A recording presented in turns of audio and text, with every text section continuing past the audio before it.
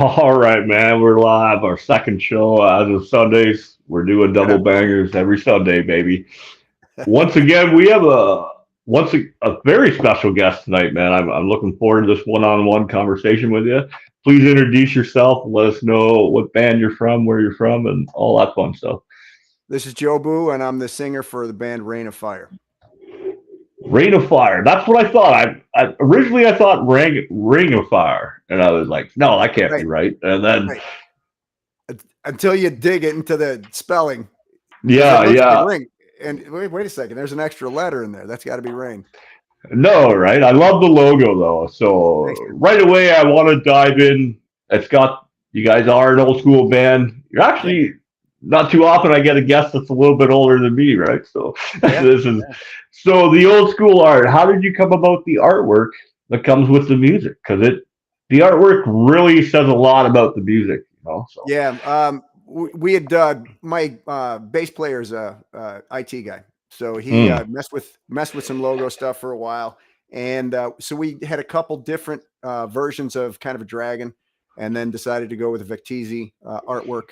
And so it's kind of a fire demon, and in its entirety, this fire demon was actually like there's firefighters trying to put him out.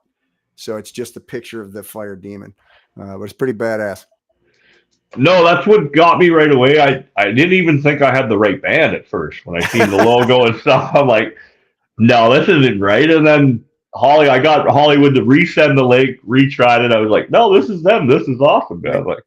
That you guys kept that old school rock from So probably because we're all older guys, and it's the stuff that we grew up on, so it's kind of a part of our DNA. It would be hard for us to alter that, because it's really kind of interpretationally, when we think music and when we think writing and we start to put things together, it just kind of naturally comes out. Yeah, no, it's so true though. You guys come from that generation. I'm only the one generation behind you in that sense. Yeah, so right. I kind of got in between. I got to hear the 90s grunge breakout, but yet I grew up on the oldies, the old hair rock, fucking Glass Tiger, Twisted Sister were a huge one back in the day, right? Right. So. And because we're the generation prior to that, we kind of grew up listening to Black Sabbath and Zeppelin, UFO, Rainbow, Deep Purple, all that stuff. And that's only one generation from the beginning. So they were the first generation that were influenced by that music that came before them in that sense. Exactly. And they took it to a heavier level. So for us, that was really that was the sweet spot for us. We love that. Mm-hmm. And but we're a little progressive too. So we kind of got into some of the experimental. We grew up with some of the experimental stuff too, like Yes in Kansas, Rush, Dream Theater, Pink Floyd. So all that stuff had an impact on us, and it was really part of the reason why this project is what it is, and it's developing the way it is. The album we're writing, we're doing a single at a time, but the album is a concept album, and it's a kind of a cool concept. It's about the first song was the song Rain of Fire, and that's where the name came from, and the idea of the concept. It's about a soldier who gets wounded in war. And the song Rain of Fire is kind of draws a parallel between Dragon's and modern day warfare and the plague on humanity of that kind of thing. And this guy our protagonist gets injured, and he's trapped between insanity and death, and he's experiencing past lives and past death. So each song is a past life and potentially past death. Oh, wow. Because I've always said, man, I love that concept. I love folding out the artwork. I love reading stories, reading the lyrics, and then to get the behind the scenes with you to find out it's a whole concept album, it's a whole story, which you would find if you listen and actually pay attention as you're listening. Which right. I find you'd have to listen closely. And what we're going to do when we do the completed album is we're going to put vignettes between the songs to kind of explain the storyline a little bit more. But like old school guys, we had, and you remember this too. You'd buy albums, and a lot of times you'd buy an album that opened up and had liner notes, and it had storyline in it, and a lot of either artwork or picture. I mean, Molly Hatchet albums just for the artwork on it. Yeah, and they would same way. People would. I know my sister. I imagine millions of other people were just the same. They would cut that artwork out and hang it on their wall. Fuck You yeah. know, sometimes they put it in a frame and it'd be on their dresser or their fucking. Yeah, or you'd buy the poster, or a poster came with the album. Like if you bought the a special edition Yeah. album, it might have come with a poster. So all that stuff, had an impact on us when we were growing up. So that's the kind of stuff that we still want to emulate. When we think of the coolest albums we ever heard, we're thinking like Tommy, we're thinking of Pink Floyd's The Wall, Yeah. we're thinking of Dream Theater, we're thinking of Queensryche, Operation Mindcrime. So those are the things that really affected us in a positive way in terms of this project and wanting to make this just cool and different. So let's dive into the other members of the band and what they bring to the table as far as the connection that goes with this album and not precipitation, that's rain. the people that are involved, basically, right? Yeah. The drummer and I grew up together. He grew up like a block away from me. So we've known each other since we were about 6 or 7 years old. We've played music on and off most of our lives. We've had a couple different bands together. We played in a band called Strychnine all through the 90s. So we got together around 90. I bet you my buddy Boog, Strychnine, my buddy Boog knows you guys from back then. I'm sure he does. If he was in the Midwest, he definitely knew us. This guy is the master of music. He's been to like every show, every band you can imagine. You rhyme it off. I've only got him on like James Brown. I got to see him live, which he didn't get to see. And I think there's one other band, but that's it. This guy's a legend. Walking encyclopedia of rock concerts. Yeah. Oh yeah, man. But go on though. That's amazing that you're part of that. So people are telling me is the drummer, and he plays guitar, bass, keyboards. He plays a lot of other stuff, and he also does all of our mixing and mastering. So he's our sound engineer. So he and I played together. We played together in Strychnine. We played a lot of other projects. The guitarist Rob Chrisman, who everything kind of starts with Rob. He's the foundational writer to most of what we do. So he'll write all the songs almost in its entirety, the guitar parts, and he'll send us the orchestration. So it's pretty much done, and he does it to a drum machine. Now, I don't know if you're familiar, but we're a long distance band. I'm in Florida. The rest of the guys are in Vegas. So I was going to ask you, that's kind of a question, especially nowadays. We were kind of indulging on this with the technology. Yeah. You're able to do that now. Right. Right. So before it was basically everyone went to high school together and then you formed a band. But now you guys are spread out. Basement or garage. Yeah. So the other three guys are in Vegas, but they don't get together and jam. In fact, the guitarist has never jammed in person with the drummer and bass player. Now, the drummer and bass player have also played in other bands together. And the bass player is Jim Davidge. He's also our tech guy, so he does our website. He's pretty much the guy who's gotten most of the software that we use, the DAW. So we all use Sonar, Cakewalk Sonar, except for Rob, and he's going to eventually, but right now he still uses a Core D3200. So we're still all kind of on a uniform platform in terms of recording. Rob uses something a little different, but once he gets it to us, then it's seamless because then his parts are pretty much done. He'll contribute additional keyboard parts, synth parts. So he layers it and he really kind of makes it 3-dimensional, but the bass player works on his parts while I'm writing lyrical melodies. So I write out the lyrics and melodies, sing all the background vocals, sing all the lead vocals. Pete's working on his drum parts, and those guys pretty much come up with just a basic construct of a rhythm section until I've got a vocal melody. And then we try to make sure that all of that works together. Because, a lot of it is it flows. You can't force it. Right. And you can't have a totally different vocal melody to what the rhythm section's doing. So it evolves over time, but it's been a process that really works well for us. Now, we move a little slower than most bands. We've been together about 2.5 years, and we're on just about to release our 6th song. We've got 2 more in the hopper.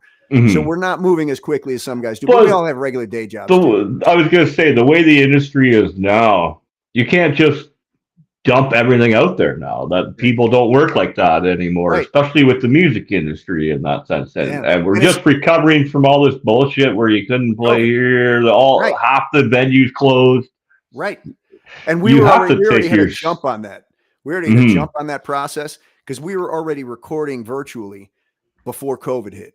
So a lot of bands had to scramble when COVID hit. They're like, shit, man, what are we gonna do? We can't play out. We can't do anything. We were already recording and working with each other online as it was. And already set up your infrastructure was already there before all that shit happened. And before the bottom fell out. Yeah. But like you said too, the industry's changed too. So we don't have to worry about trying to compile an album in a year. release an album, and then pick a single or two out of it. We're doing a Well, single at a time, you which is sign what most that, people do now. say, contract to give you all that money. You got 3 albums to do. We want them done in 4 years. We need 3 radio songs, and then they have to be 3 that to 3.5 pressure. minutes. Each song has to be 3 to 3.5 minutes long. You have to have a 20-second intro. You have to have a 20-second, maybe 20-second coda, and then the rest of it has to be all catchy hooks. And we really don't like forget your solos solo. Exactly. So it's all formulaic, and thank God for indie, because we're not that at all. We're not that. The indie scene is like, it's the beginning and not the end of the natural and true music. I don't want to say the end, because it does. Some bands progress and become really famous while keeping that indie vibe, that indie sound, how they started. They never forgot that. But so many people, they sign that deal, baby, and it's just, they do what they're told, and they no longer make their music. Like, how many pop songs nowadays have 7 writers, 10 producers, 6 artists that worked on this song? And here we are, it's you and 3, 4 other dudes and a couple other sound guys that make this full concept album that tells a whole story of somebody, and I like. Like, in the end of it all, when you're listening to something, wouldn't you want that full story, that full? Totally. It's no different than watching a movie or reading that fantastic book. Listening to that album in that sense of words is phenomenal. It's and for us, that's the stuff we grew up on. And a lot of people related to like a single that came from each album.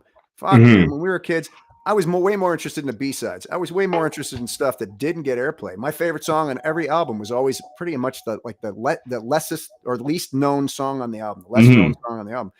And with that in mind, we said, look, we don't want to put out, here's our radio play single. We want to make sure every song is kind of a single, and people hear the story along the way.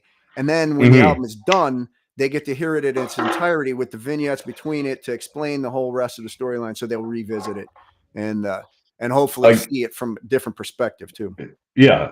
And they revisit it again and again. That's what, so the music you love, you always listen to big it. Story. Yeah. But with that concept, there's another great band, Despelled. They do a whole concept. A lot of their stuff's based around D&D, the Inferno.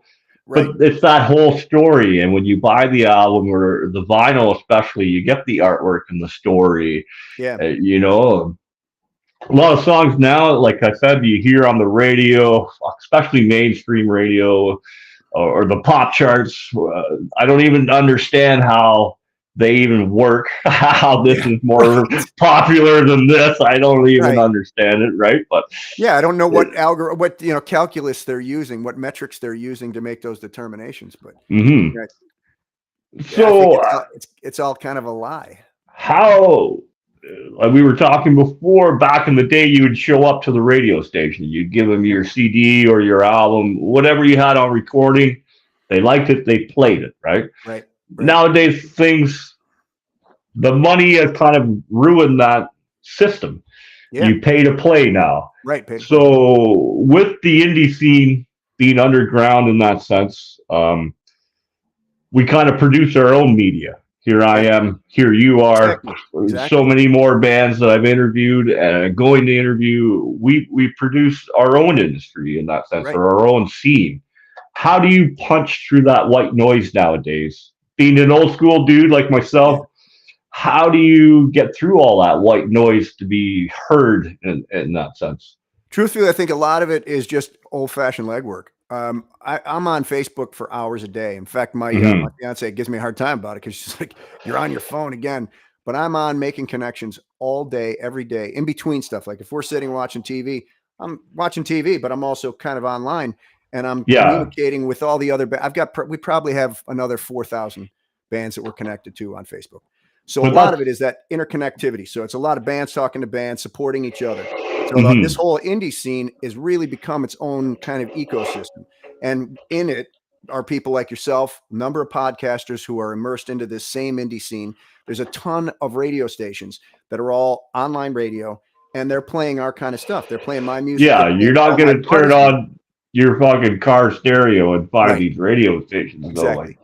But the funny thing is, a lot of people I know, they aren't really listening to radio anymore anyway. They're listening. No, you Bluetooth to your car with, say, your own music in that sense. Exactly. My van, one of the big selling features was I can plug the cord in and play my own fucking music. So yep, exactly. I think honestly, going.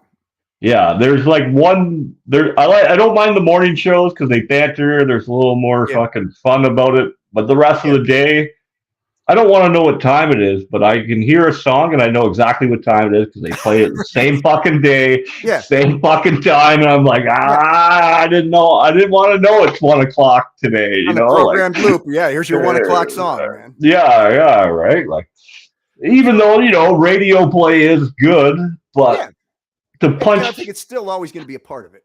But I think now there's options. Now you have a lot more options where it used to be. You had to get in the industry, you had to get a record label, you had to have the label get you on the radio, and you had to then tour to support that radio play. Otherwise, you were gone because they're going to find the new flavor of the month. So that busted out the late 80s, early 90s. The industry really started to change. Right. And really started to progress to where it is now in that sense, where it's broken now. The money has corrupted it so much, it's broken.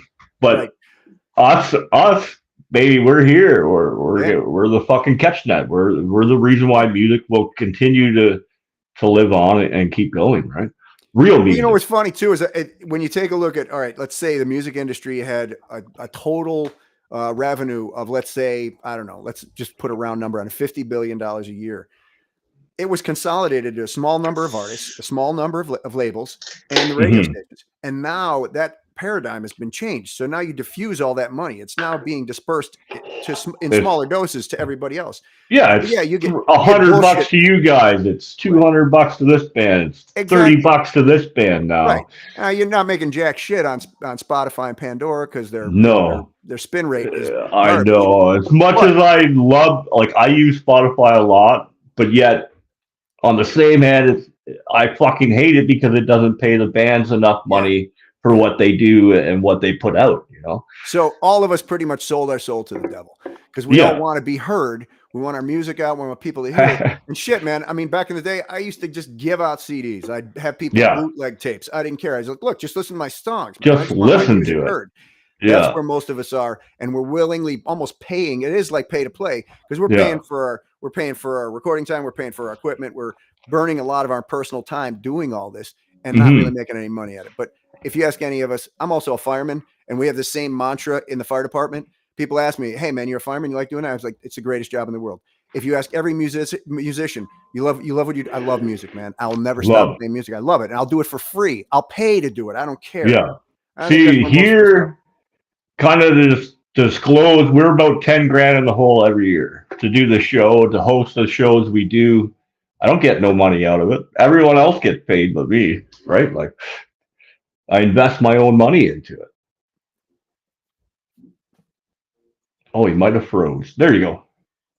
You're back. Yeah, there you are. Yeah, you were breaking up. You froze for a little bit. You broke up. Sorry, man. Like, just said. We're about 10 grand every year in the hole as far as this business goes. Like, as far as the Boneyard goes. Like, we're always investing, reinvesting, and reinvesting into the show in that sense, right? And we as a band kind of are in the same boat. We do all of our own in-house recording. We do our own in-house video work. So I'm spending money for memberships to websites for stock video. I belong to websites that allow me access to other, either software or other things so I can build our video content. I do all the work for YouTube, all of our social media. So, I mean, there's a financial commitment and a huge time commitment. But like I said, fuck, man, none of us are ever going to quit. It's what I want to do. Fuck no, man. I wouldn't. Yeah. I'll do this till the end. Right. You'll see me homeless in a box, fucking filming live. Here we are, baby. I'll be reaching out of my grave for a microphone, man. Yeah, right. Like, it's just something you got to. It's that drive, that passion, 100. It's written so far back. Like, Yeah. Music goes so far back beyond anything we could even kind of comprehend. Like Yeah. music was the birth of probably everything in that sense. Yeah. Language, It birthed the language. community, Absolutely, man. It was birthed the right? language community. You got it, man. Rhythm brought people together. And then, you know, the sounds of notes brought us even closer together. So it started out with rhythm, with, you know, beating on a log with a stick. Yeah.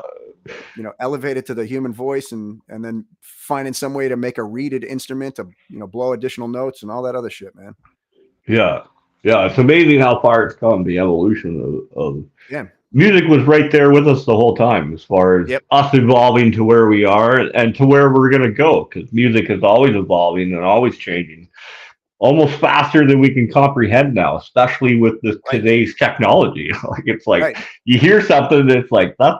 My buddy's like, "Oh, listen to this song." I'm like, "The fuck was that? What did I just hear?" Right? And he's like, "Oh, that's the greatest song I've ever heard." Like there's such that diversity and difference. Of taste. You know what I mean? Diversity of taste. Yeah, you know, like I get it. They don't let me put my music on at work, you know, because I listen to I love my heavy, I love my death metal, my heavy thrash shit, you know. Right on, man. Yeah. Yeah, I can remember when I was a kid listening to Van Halen, and my father used to call him "Puke in the Gang." Yeah, it was not something that my parents' generation would have listened to. They weren't going to embrace that. And no, at the same right? time, the stuff that comes out now, some of it, I'm like, you got to be kidding me, man. No, you're just like your old man now. You're like, that's puke in a jar. Like, what the fuck am I listening to? Right? Absolutely, man.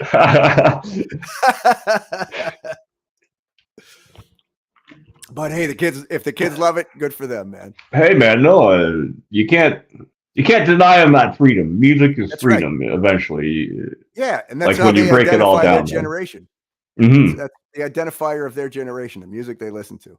Yeah, no, it's true. Like the 60s, the 70s, 80s, 90s, it's all based on the music that was played at that time. You watch any movie from that genre to tell that story, it's that music, right? Like, right.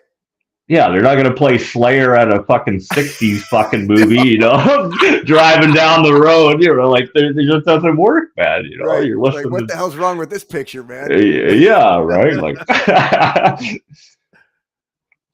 some of our greatest memories are from music, so like growing up and experiencing music, being able to see so much music and genres over the years. What was one of the greatest bands you've ever seen live that like just changed your life in that sense? Well, I've always been a huge Black Sabbath fan, still am, and every iteration of it. So I can remember when I was really young, when I was a kid, and my first concert was Ozzy. But it was solo Ozzy because he was out of the band by then. This is in the 80s. But I can remember going to we had what was called the Midnight Movie in Chicago. So you go to the movie theater, and my buddies and I we'd go in with beer. We'd hide beer in our jackets and go in the Midnight Movie. And it was Black and Blue, which was Black Sabbath with Ronnie James Dio and Blue Oyster Cult. And I remember how much it impacted me because at that time I was a teenager, and that's just when I started to play in bands. My cousin, who was a drummer when I was really little, gave me my first microphone, and it was a shitty drum microphone. So it was a piece of crap. It was the worst fucking thing to be shit, Yeah. And I was like, right. But I didn't care, man. I just wanted to rock, So, but I remember the Midnight Movie, Black and Blue, that had such a huge impact on me. And then you see an Ozzy, and it was Ozzy. Ozzy still has energy on stage. But he's like, that wizened old man, bent over, clapping his hands. Back then, he had energy. I mean, he just ran around stage, and he was a lively entertainer. And this is like I want to say 1980 when I saw him. And so it was a great show. It might have been 79, 80, but great show. So I was impacted by a lot of that stuff. Boston, Van Halen, Ozzy, all that stuff, but a lot from the earlier stuff. And I still listen to a lot of that same stuff.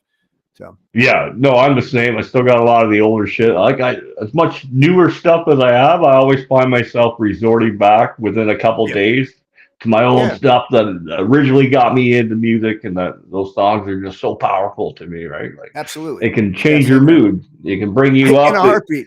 And sometimes you get sucked into that sadness songs and you're down here for a bit, right? But there's Right. always that one song that brings you back up, right? Like, Yeah. Got to be careful what I'm listening to while I'm driving because I end up going 30 miles over, or, you know. yeah. Or you're driving 20 miles too slow and you're like, just cruising. I got to pull over. I gotta pull over and just till the end of the song, man. That's Right, all right. I ask, right? Like, Exactly. but so coming out now, like, is there you got any tour schedule? You got any shows coming up, say in the next year or so, We or? don't yet. or We don't yet because, like I said, this has been a long distance recording project. So we've got mhm, a 6th song that's just about to be released. It's probably going to be out within the next couple of weeks. And you know, yeah. we have to move at the speed of Spotify.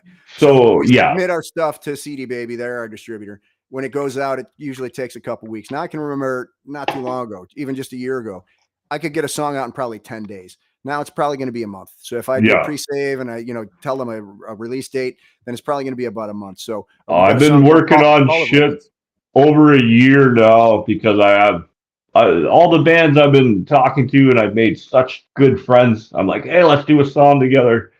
Yeah. So I go in and record it all, but then this guy takes 3 weeks to finalize it so I can send it out to this dude, Yeah. and then that's another month before he gets around to doing this, Right. and it's like I'm a fucking year behind in my head, but right. in reality, it's probably right on time to what I should have really scheduled, right? It's like, And, we're in that same boat because early on we were just releasing. We just mhm. send a song to our distributor. It'd be out in a week or two.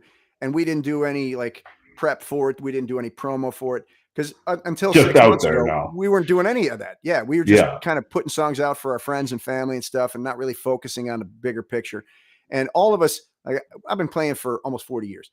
Rob Chrisman and I played together 30 years ago in a band called Geneva. Pete and I played together 30 years ago until 20, 30, almost 35 years ago. So we've been playing for a long time. And, so at this stage, we're like, we're doing this more for us than we are for anything else. So now we're pushing harder and promoting it an awful lot more. So, so those timelines are becoming more important now. Brings a different element, though, when you get to that stage in the game where you're playing more for yourself, as you just said, than anybody else. Yeah, because then you don't give a fuck. You don't care at all what like a label would say if they said, no, that song's way too long, or no, there's too much solo in that, or no, you guys are it's kind of gone into a little darker area than we want you guys to exercise. We're doing whatever we want that fits, how this concept album works. So this is really our dream, our vision. This is our music. As a band, you guys have collaborated. You agreed the song's 7 minutes, so the song's 7 minutes because that's how next one is. Right? It's almost 7 minutes. Hey, I love that shit. One of my favorite bands, Outlast. They're out of Montreal. One of their songs is a little over 7 minutes, and still to this day, it's one of my favorite songs, and it's one of my proudest interviews I've ever done because we dove in. Because of the song and the nature of the song, we basically talked about mental health for 2 hours. And that over that song when I brought it up, right? So it's to this day one of my favorite, most proudest moments of the show, right? But to have the galls to do that, though, and not care. Like, as a new band, the one band we just had, they're brand new. They're all full of piss and vinegar, as you would say, right? It's like I try to give them some advice. Always make sure where you're staying on your tour. And since we're a long distance project, that's probably a year away. But once the album is completed, part of it is we don't want to go out and try and support music and only have, say, 25, 30 minutes worth of music. We want to have entire hours worth of music. So if we're going to open up for somebody, we've got We've got an album's worth, at least an hour's worth of music. So with completion of the album, we should be looking at 9 to 10 songs, and our songs are a little bit longer. So we're probably looking at that, close to an hour time frame. Yeah. So once it's completed, the guys are in Vegas, so I'll probably fly out there and spend some time out there and try to do some promotion with them. That'd be a little greater Vegas area. when you're out in Vegas, let me know. I got some good buddies out there. Maybe I'll fly out. We can all get together and have drinks. They're all in bands. Dangerous Doug is a big promoter out that way. Awesome. My good buddy of mine, Spooky and Spellgrinder, him and his wife do all independent. They do all their own videos, all their own shit. He's more like an Alice Cooper, but he fits in with you, you know, like to do a couple shows, maybe get introduced, you know what I mean? Like make those connections, as you said, make those roots spread out further and further and spread the community, right? Exactly. And you know, that a year ago didn't even seem like a possibility, and now it's become very real because, like you said, we've made a ton of connections through Facebook and then through all the other things that we're involved in. And so once this album is done, we're pretty excited. We want to get out, try and support it as much as possible, and if we can, you know, see if we can't jump on, even if it just ends up being a regional tour. Yeah, just a tour, like even say, like you said, a month, and you hit all the local spots. But that circle doesn't take long for those people to tell these people. And the next thing you know, your circle's a little wider and a little wider. And next thing you know, like you said, you're in Vegas playing with them. You're over here in fucking Washington, D.C. playing over here, South Carolina or something, right? Like, and you know, for all of us, we've been doing this for such a long time that two things. One, we're all kind of close to retirement. So when it came down to it, we could leave our jobs and be able to tour. And two, we've been doing it long enough that we've already toured to some degree. Like, you know, when I was with Strychnine, we played a lot of like the Quad State area in like Illinois, Wisconsin, Indiana, Michigan. So we played a lot of that. When I was in California, played all up and down the coast. So, you know, you get used to that kind of stuff. It's not something that you're in a hurry to do again, but when you're excited about the album that you've just done, when you're excited about the music, then you really you have a different mindset. Brings new life into it, right? It does. It really does. Like, I've been in a million hotels. Every hotel is the same. Fucking different curtains, maybe a different TV. Right. But to have that excitement to go back out and put up with that shit in that sense, cooking in a microwave, unless your brother, you know, he brought a fucking hot plate. Now you're making pasta. You know what I mean? Like, right. Yeah.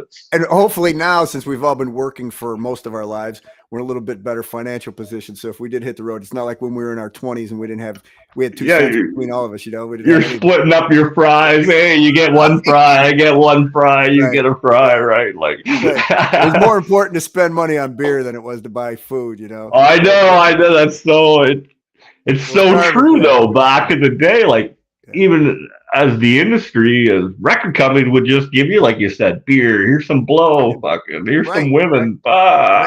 Play these $1 million shows for us. We were more interested in how much we were going to be allowed to drink on the house than how much we were getting paid. You know, like, hey, look, man, as long as we're getting free beer and you know we're only going to make $300 on the show, we're cool. We don't need to make 600. Just throw in the beer and we're good. We're like the Blues Brothers. You go drink an awful lot of beer, you know. I was gonna say I'll drink $600 in beer if I got fucking 24 hours, you know, like exactly. I got a lot of time, man. I drink a lot of beer. But so amazing though to see that part of the industry changing for the better in that sense, where a lot of the new bands that are coming up and growing, they're not working for beer no more. They're not working for a place to stay or food. They're actually getting the money they're worth in that sense to play those shows. And as a band like yourself, you deserve that. You guys have put in that time. Regardless if it's with this band, just over the years, you put in your 10,000 plus fucking hours, probably way more now at this point. Like, and you know, I think a lot of younger artists are learning faster than we learned the ins and outs of the industry. Like when we were younger, you know, unless an A&R guy kind of shared insight with you into how the industry worked, you were totally blind. Say you got a good manager and he actually guided you and was legit with you. Right. You were fucked. You could get sleaze bag Larry that sells cars on the side, right? Exactly, fucking weasel you out of all this deserved. You get Colonel Tom Parker, man. You get Colonel Tom Parker. Percent of Elvis is, you know, everything. Right? Like we had some of that stuff, you know. We had incidences like that in our past. You know, when I was with 7 Months out in California, we had an American label and we had a European label. and the American label took us to the cleaners, man. We never saw a Yeah. dime. The motherfucker stole everything, and he They sold got a shit ton every of albums. dollar. I mean, Yeah, no fucker doubt. took everything, man. Yeah. So, we learned our lesson. Yeah. School And hard that's a knocks, harsh lesson to learn, but it's It a is. good thing to talk about so these new bands that are watching the show can keep an eye out and make the Right. industry better, because you wean them out real quick once you know that's a weed. Let's Right. pluck that shit out of here and fucking Well, and, this guy's good, like. Now there's a lot of ancillary services that you can take advantage of. Like, I know a lot of people don't still buy CDs, but you can now go directly to the CD manufacturer, send them your WAV files and all your artwork, and they print up all your CDs for you. Back in the day, it was a little harder to find that. And it was hard to get a deal because they were used to dealing with the labels. So they wanted to do a run of 10,000 albums. They didn't want to do 1,000 albums. And the technology's real early at that time, so it was really expensive. It's not like now you can buy a machine that prints it in your, like you said, at home. I can print 100 CDs if I wanted. Exactly. Back then, going into the studio, you had to go in the studio to record if you wanted a quality recording. Yeah. So you spent a couple $100 a day to be in the studio. So you knew, all right, well, we got to save our pennies because, man, it's going to cost us $10,000 to go. Yeah, they give you the studio time, but when the album's released, you got to pay those bills. Right? Like, or even if you're independent, you'd have to go into the studio, and the only way that you could find the quality mics, all of the hardware, all the recording hardware, and now you can do it all on your computer. Now you got DAWs, you got interfaces like I got here with this Focusrite, and I can do all my recording at home, and I get the same sound qualities I used to get in some of the best studios in Chicago. And you can take what you recorded, send it directly to your drummer, your bass player, or they instantly get it, put on their headphones. Right. The next morning or a couple days later, whenever they're done, they send you a complete copy of you and them jamming together in sync. Right? Exactly. So those are the blessings. Those are some of the blessings to the changes in the industry. The curses are just that it's harder to make money, but it was hard to make money then too. Hey man, it's always been hard. This industry is ruthless. It's very hard to make it in this industry in that sense. Right. It's not for the faint of heart, but when you make it, you make it. If you try, you try. I'd rather try than not. Yeah. And one of the things I've seen too, like especially with the indie community, is there is no competition. Guys aren't trying. It's not cutthroat. Guys are trying to undercut somebody else because they want a record label deal. And there's only so many deals. That, the Columbia or Arista or whoever is offering. Wow. So it's not cutthroat anymore. Now, like I said, all the people that listen to my stuff are other bands, and I'm listening to their stuff. So we're all supporting each other. It's a supportive community where it used to be shit, man. Even before I got into this community, you were trying to rely on, old fans, friends and family and stuff. And fuck, if you're not going to work all the time and generating new interest, new buzz and your stuff, it ain't going to work. Yeah. No, it's so true though. You gotta break free in that sense. You gotta break out there through that noise, make yourself heard. And it's easy. It's becoming easier, but yet it's still just as hard, if not harder now, because you have so much more competition on that end, right? Yeah, exactly. But you guys are definitely breaking through, man. I'm a huge fan personally. I know I'm an older guy, so that your music's obviously going to appeal to me. You know what I mean? But that's awesome. Thank you. I'll definitely spread the word, brother.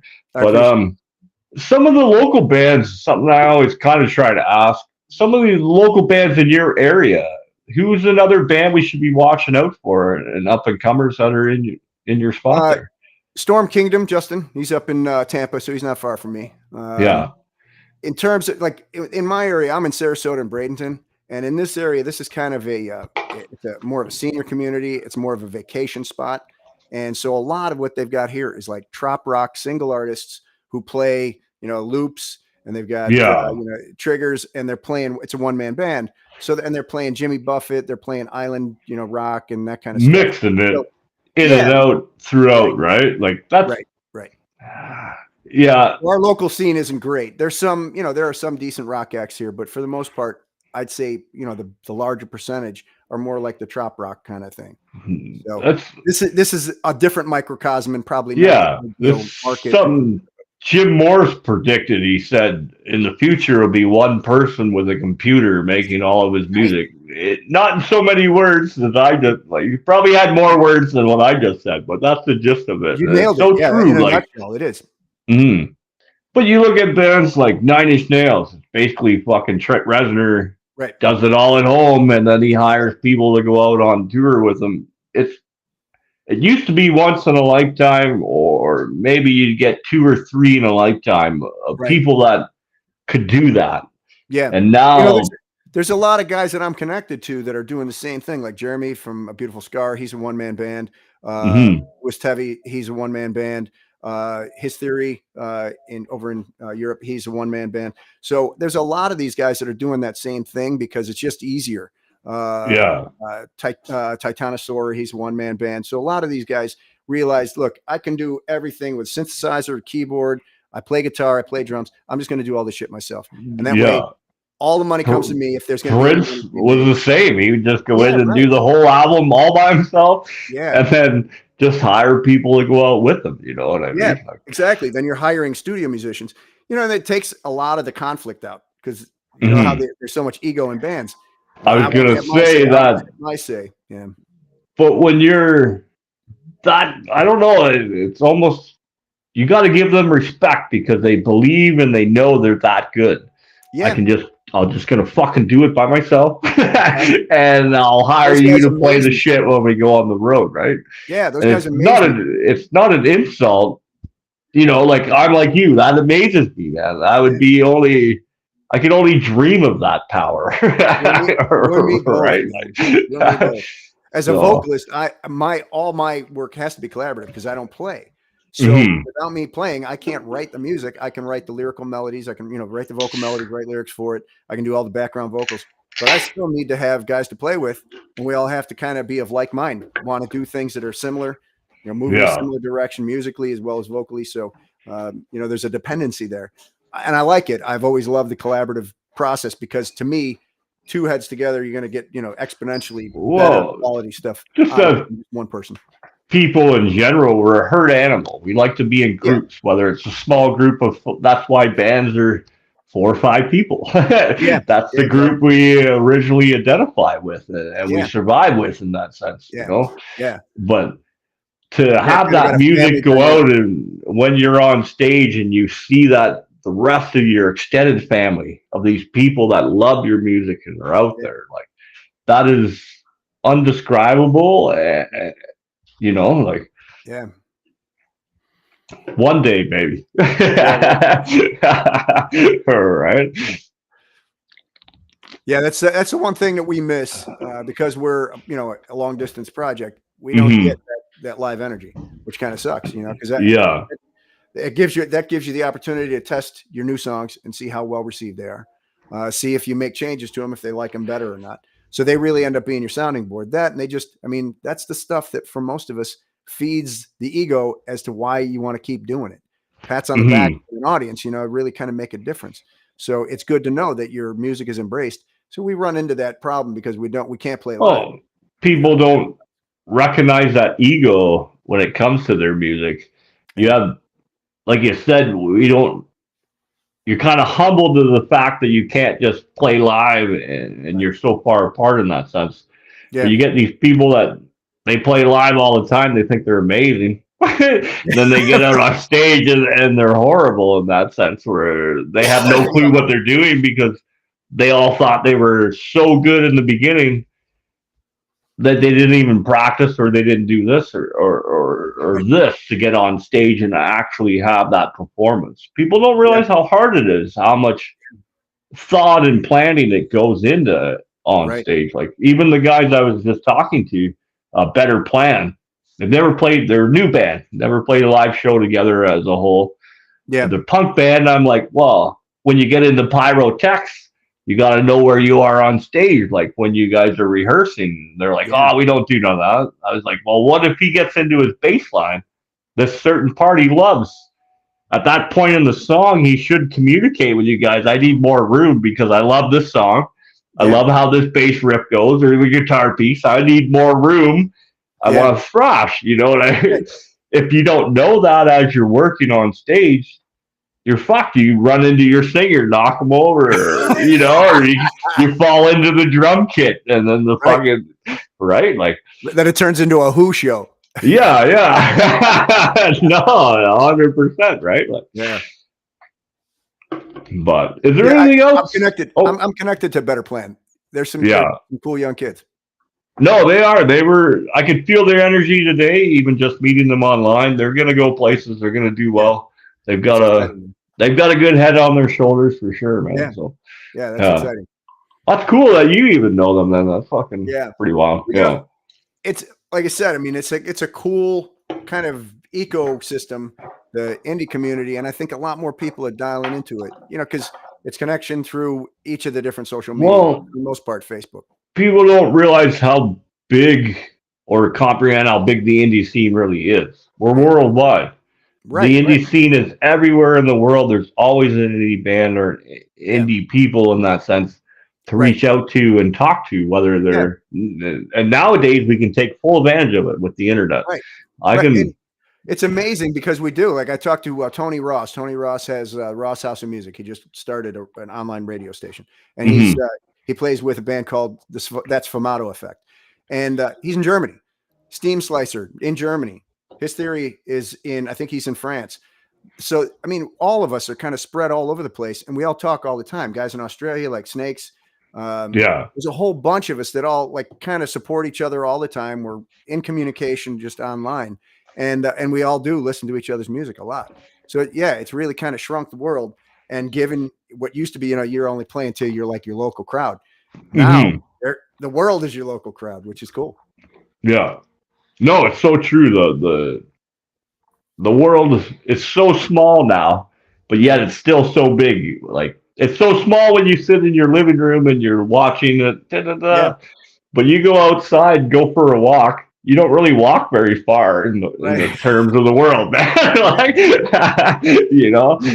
Exactly. It's pretty weird. It's definitely a new adjustment. It's amazing to see how the industry has come over the years. I imagine you're in the same boat. You're like, holy fuck, what we have now to what we could have had or what there was. Yeah. What are some of the positives you see with the industry nowadays? So, like, just to bring it up and make a happy note at the end here. Like we've already said earlier, I mean, anybody has access. So now you're no longer precluded from being able to get your music available to the entire world. I think that's really good. Like I said, I mean, I'm talking to these guys in Germany and Australia and France and all over the world, and they're listening to my music. I'm listening to their music. So while, I mean, it's real easy to get lost in the mix. What's really kind of cool is this community, international community of independent artists have really, really, and I see it accelerating. They're banding together, supporting one another an awful lot. And like you had said, your circle gets bigger and bigger with each connection you make. So each of them have a fan base. We have a fan base. They have a fan base. And as we introduce each other to our fan bases, now our fan bases as a whole, universally for this whole community, is really elevated. And it starts to kind of tap into what advantage the record labels had. Because record labels, they had distribution. They had access to radio stations and means of distribution through like Tower Records, which are now gone. So all these methods of distribution that existed got snuffed because we didn't need them anymore. Now we got Spotify and Pandora and Apple Music and all these other streaming services. And you can post your stuff, and a lot of people can't tell the difference between a wave and MP3 sound quality. So they just click the button and the phone or whatever they're on automatically conforms to whatever fucking format they send it in, right? Exactly. And it'll convert it to whatever codec whatever media you're listening to. So if it's on a phone, it's really going to be converted to, an MP3 quality codec anyway. And, if you're listening on your car stereo or something, then it's going to be different. But so I think that is the huge positive, is that we don't need to be enslaved by the label. That deal. You don't need to sign that contract anymore in that sense where... it's funny. A lot of old school guys still want to chase that. Like even my guys are like, yeah, man, it'd be great if we could pick up a label deal. I'm like, no, it wouldn't, man. It'd be horrible. I don't want to. Yeah. Because then they're going to dictate to us what we can write, how we can write, when we got to be done with it. I mean, all that other stuff. And they're going to take a big chunk of the pie. And it's not like we're making money at it anyway. You can take any of the older bands all our legends that signed on with these record deals and did that. You can watch the progression of their albums and the music they produced. The longer they stayed with those record deals, the more forced, the more unnatural that music felt. Yep, As totally. hard as it is to say that and point that out, it's so true though. Like, yeah, I think of like Tom Schultz and Boston. The very first Boston album was monumental. I mean, it was mind blowing. Fuck, dude. It changed Even the album cover, but the album cover was just amazing. Everything about it was incredible. And then the second Boston album wasn't so good, and the third Boston album wasn't really that good at all. I saw Pearl Jam do the same thing. 10 was an awesome album, and each album, one after the other, got worse and worse and worse. So it seems like if you're an innovative, cutting edge band, then the label wants to jump on you. Like, yeah, we're going to sell these guys. We got this. We're going to make, they think, like you said, you even talk about it. We're going to sink our claws into them. Right? Exactly, man. They sink their teeth into them and they sell that idea, and then they force conformity from then on. Like, now we've got you, and now people think, oh, this is innovative. But now you're going to follow our formula. We've got the algorithm. We already know what people want to hear, these notes and these progressions, and this is what you're going to play, and this is what you're going to sell. And they're vampires. They suck the soul out of these poor artists. Yeah, they suck the money out of you. Yeah, right. So that's the beauty, which eventually destroys you and your soul, because you work so hard, and then you sit back on your couch and you're like, I have nothing. And all these other people have all this money from your music, all your hard work. Which essentially is a piece of you. Every time you write a riff or a music or a lyric, that's a piece of you going into that. It's very personal. Yeah. And music is very personal to everybody, whether you, all depending on how you hear it. It's always in a personal manner, right? So totally. And that's why I like where we're at now. Because now everybody can be themselves. They can be their own artists, and they get whatever audience, they get the audience that they want and that they deserve. And as a listener, you get to hear a way bigger diversity of music, so you can select what you want to hear. So while it's diffused, maybe guys aren't going to be, mega millionaires anymore, but there's going to be a lot better music out there. As a listener, you get a lot more to choose from, and as an artist, you get a lot more opportunity to be genuine. You get that real music, that real feeling, that real sense behind the band. You support the band. They continue to make the music. You guys get to make a living. We get to feel better about our days, or like just from hearing that song makes our day better, or we get through that situation. It's cheaper than therapy. Fuck yeah, man. And all we gotta do is buy a t-shirt and a CD and an album, baby. Like, fuck, sign me up. You know what I mean? Like, and in some ways even easier, just stream it. You don't even have to buy it now. No, I know. We can just rip everybody off, do it for free, baby. But I always recommend, Pandora. Even if you find the music for free, reach out to the band, buy their merch, buy their fucking whatever they're selling, whether it's stickers, t-shirts, CDs, whatever it is, right? I agree. Buy it, man. Buy it. Almost like a Patreon process, so many like YouTubers had to move to Patreon, where people become like a member, so they pay a monthly I've noticed that. I've got some favorite YouTubers. I go to click on their content, they're like, "You're not a Patreon." I'm like, I can't afford. I already do so much for all this other shit. I wish I could, but I can't, man. Like. All I wanted to do was watch the video. Right? That's kind of our Patreon process. Even if you're just streaming it and we make 0.002 of a penny, it's still something. And it's true though. If you buy our merchandise, it's huge. That's like 10,000 streamed listens. Yeah. So to directly buy your T-shirt, your CD, like you said, 10,000. It's like you listening to our song 10,000 times on Spotify, right? Right. That's how you support your local bands. You buy their merch. You go to their shows. You buy beers and food while you're there, depending on the deal they get.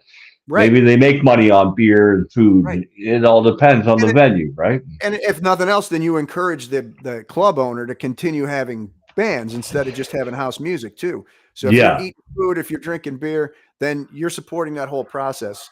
And go to like you said, the bartender or the manager and tell them, I came here tonight because of that band. when you have them back next month, I will come back and buy a full meal. I'll bring more friends, more booze. Like, let them know, man. Yeah. Support your local, because these people, they're only putting it on to see if they can make money. And exactly. They do it for months. Every band, they have 4 bands every weekend for the month. They don't make any more money. They're not going to have no more bands play. Like, right. Exactly. So it all has to work for everybody involved. Yeah. But it's amazing to see the indie group. Our roots have spread across the world now. Yeah. Like you said, you're talking to bands and working with people and know people across the world. Same here. And it's all because of music, right? Like, yeah, exactly. The universal language, man. Yeah. And the indie scene is amazing. Check out all your local bands. I can't say that enough. Yeah. Once again, man, let us know who you are, the band you're with. Give us some links and shout outs to. You got it. Go ahead. Once again, this is Joe Boo. This is Joe Boo, the singer for Rain of Fire. You can find us on Facebook at Rain of Fire. We're on YouTube. We have a YouTube channel. It's Rain of Fire Band. We're on X. We're on Reverb Nation, and you can find us on all of the streamers. So Spotify, Pandora, Deezer, Apple Music, Amazon Music, all of them. We will definitely be on X soon because I'm getting in so much shit for censorship and copyrights and shit like that. Like, I got no other choice, baby. You know what I mean? Free speech all the way, right? Like, you should always be able to express yourself to a degree, right? Like, we all agree. No one's disagreeing with that shit, right? But once again, unless man, somebody's complained about being offended. I don't know why they'd ever have I offend people every day. Of every fucking dollar I make, I offend somebody, right? Like, I can't help it though. I'm just different, I guess. We're all different though. That's what makes the music amazing. All this. Yeah, exactly. Right. So, anything else? All good, man. It's been a pleasure. I'm really glad. Oh man, it's been an honor, and I look forward. I'm gonna come down in March, between March 12th and 15th. So I'll make sure I stop by. We have a few drinks at least. We don't gotta go live or nothing. Just have some beers and get to meet. You know what I mean? So, sounds good. As I always say, play loud, play proud. Send me all your links, and I'll post them up in the title. That way, everything they can just click and go. So. Play loud, play proud, baby, and we'll talk to you guys